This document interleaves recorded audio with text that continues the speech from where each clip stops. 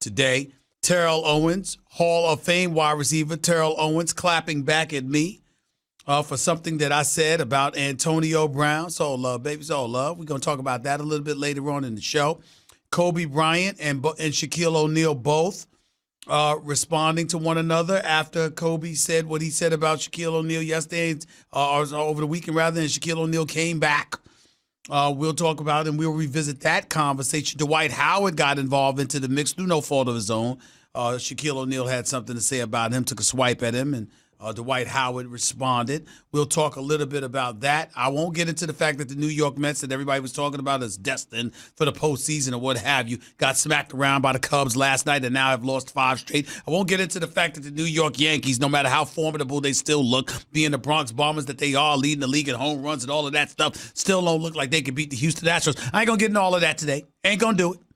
Okay? Instead, I'm going to turn my attention towards the NFL and 2 things that are very prevalent in my mind. Number one, Saquon Barkley calling himself the best running back in football. And number 2, Jerry Jones, owner for the Dallas Cowboys, speaking about Ezekiel Elliott. The Saquon Barkley thing, there's no suspense there. The great Tom Brady, according to reports, challenged him, that is Saquon Barkley, to do what he did for 5 years, and then 10 years, etc. In other words, it's all about longevity. What do you have inside your soul? What can you pull off? What can you be about? What kind of dude are you? This Saquon Barkley did have 1,307 yards rushing on 261 carries. That was an average of 5 yards per carry. He did have 91 receptions for 721 yards. That did give him over 2,000 yards from scrimmage. And now with the absence of OBJ, who is now a Cleveland Brown instead of a New York Giant, Saquon Barkley can even be more of a focal point for you than he was last year. Now, whether or not that's a good thing remains to be seen, because on one hand, he's electrifying. As far as I'm concerned, he's the closest thing to Barry Sanders that exists. I get all of that. Not just short and powerful with tree trunks for legs, but incredibly elusive along the way. Saquon Barkley is a stud. Saquon Barkley is a bad brother.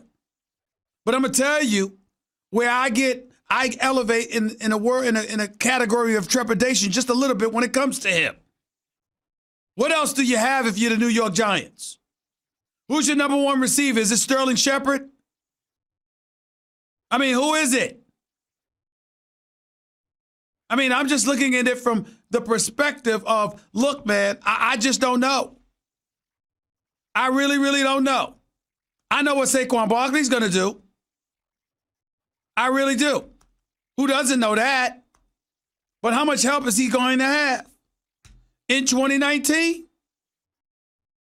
I mean, if we're really being honest about it, what can we expect? I don't know how much help this guy's going to have. And if I don't know how much help he's going to have, what can I truly expect from him? These are the kind of things that have to be asked. If you're really thinking about it, folks will just stack the line of scrimmage. That's all they're going to do.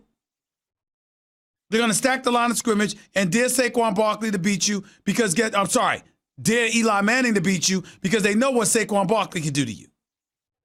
And the Giants are hell-bent on starting Eli Manning. And as John Mara said, he hopes to not even see Daniel Jones this year. He don't even want to see him. Because if we don't see him at all, that would mean that Eli Manning is doing one hell of a job, and that is what he's rooting for. So you got people who are personally invested in Eli Manning, desperately wanting him to be that guy. And I simply don't know how long that's going to last. 888-SAY-ESPN, that's 888-729-3776. Barkley's a bad boy. And I think when you consider his gifts, you got to give him the edge over an Ezekiel Elliott, despite Ezekiel Elliott leading the league in rushing in 2 of his first 3 seasons, in spite of him leading the league in yards per rush all 3 years he's been in the National Football League. I don't think you can ignore what Ezekiel Elliott brings to the table, but you can just see the eye test tells you that Saquon Barkley can just do things that Ezekiel Elliott can't do. If we're just being totally honest, it's inescapable. It's undeniable. It is what it is. But as I scoured the landscape and looked at the NFL and I thought about all of these other guys, and I thought about my running backs when I did my Stevens A list on First Take this morning, my show on ESPN from 10 a.m. to noon every weekday morning with Molly Kieran and Max Kellerman. I just looked at it from the perspective and the standpoint. I said, you know something? If I had to rank my top 5 quarterbacks in the National Football League, projecting them for the 2019 season, not even looking at who's the best right now per se, but projecting success, who would be the top 5 running backs in the National Football League for this upcoming season, I got to admit to you, it's kind of tough. I got Saquon Barkley, that ain't tough. I got Ezekiel Elliott up there, that ain't tough. I got Le'Veon Bell, that's tough because he's been out for a year and we don't know what we're going to get, but I believe in Le'Veon Bell. I'd put him in there. I got to look at that. I don't know if I put David Johnson in Arizona in the top 5. He's had durability issues. He was injured. Let's see what he does now that he's coming back. Todd Gurley, the Los Angeles Rams believe, had he not been hampered, they'd have won the Super Bowl championship, particularly when you look at how New England's offense looked in the Super Bowl when Aaron Donald and those boys chasing around Tom Brady. So one could easily look at it and argue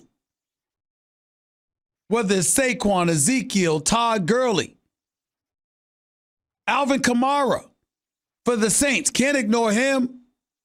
Can't do that. Le'Veon Bell right there. Those are 5. What about David Johnson? What about Christian McCaffrey for the Carolina Panthers? It's tough. It's not easy. It's not easy to make these assumptions. It's not easy to just automatically pick who this dude is going to be.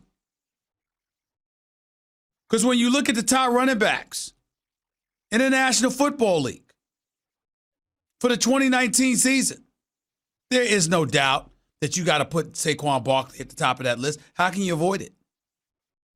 How can you avoid it? I don't think you can. I haven't ignored Joe Mixon in Cincinnati. That's not a bad choice. Marlon Mack had a decent year in Indianapolis. Can't ignore him. Chris Carson in Seattle. Seattle had one of the top running games in football last year. Melvin Gordon's holding out. What if he comes back with the Los Angeles Chargers? The list goes on and on. It ain't easy. It really isn't. Nick Chubb. He's got 8 games to hold on to his spot because once Kareem Hunt becomes eligible to play, since he's suspended for the first 8 games after his domestic violence issue, the reality is one could argue. I mean, just look at some of these guys. Dalvin Cook, Minnesota, he's back. What's he going to do? James Conner, Pittsburgh. We know he's no Le'Veon Bell, but hell, it's the Pittsburgh Steelers. Good offensive line, future Hall of Fame quarterback, number 1 receiver in Juju Smith-Schuster. James Washington is no scrub, and Vance McDonald doesn't have to share tight end duties with Jesse James anymore. Steelers offense might be it. How about Damian Williams in Kansas City? If Patrick Mahomes, you scared to death that he's going to throw for 5,000 yards yet again, and you're basically daring Kansas City to run, who's to say Andy Reid might not take them up on it and get the ball to his running back even more? And what about Derrick Henry? It was only 4 games, but he rushed for about 238 yards against Jacksonville, rushed for about 170 against the Giants, finished with 1,000+ yards because the second half of the season was just spectacular for him. But Tennessee is not a team to be ignored. Think about it. We look at Marcus Mariota. They got question marks about him. 5th-year rookie quarterback, entering a contract year. So why they got Ryan Tannehill? And some are saying Ryan Tannehill deserves to start right now in Tennessee. I don't know the answer to that question. I haven't watched them. I'm just saying. It's all getting interesting. It really is. 888-SAY-ESPN. That's 888-729-3776. You are listening live to the Stephen A. Smith Show, ESPN Radio, ESPN News. Now, let's get to this Ezekiel Elliott thing with Jerry Jones. And, John, do we have sound from Jerry Jones? Because I got to tell you something right now. Jerry Jones is starting to make me laugh. He really, really is. Because, in case y'all didn't know, he's my buddy. He's my buddy. And for those of you who said, Stephen A., we know, he's your buddy. I reckon you're right. It was a pleasure meeting my man, my buddy Jerry Jones, and his son Stephen Jones at the Super Bowl party Roger Goodell and the NFL had. That's where I saw them. And they were so kind and so pleasant to me. I just have to say that, I didn't anticipate that, and it was kind of touching. Having said all of that, Jerry Jones got some issues. Jerry Jones got some problems. Because Ezekiel Elliott ain't there. And without Ezekiel Elliott, nobody's expecting the Dallas Cowboys to do much. That would be except Jerry Jones. Listen to what he had to say. Man,